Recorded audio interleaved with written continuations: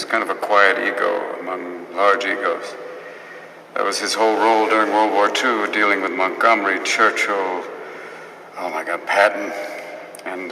But he has a kind of a quiet strength too. Even capturing his voice is a very difficult thing because it's somewhat high-pitched, but at the same time, it has resonance. So it's an interesting character for me.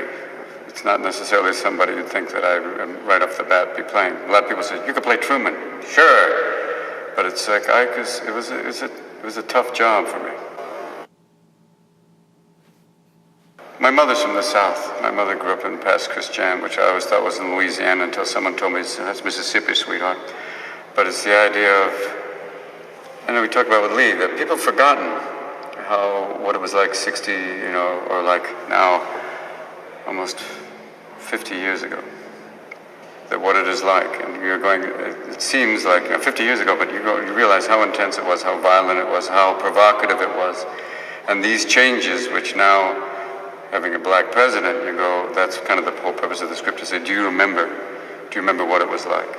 Do you remember how violent, and do you remember the changes that were made by different presidents trying to, drag us into the 20th century, and now into the 21st century? So yeah, that's kind of my role as the beginning of that process.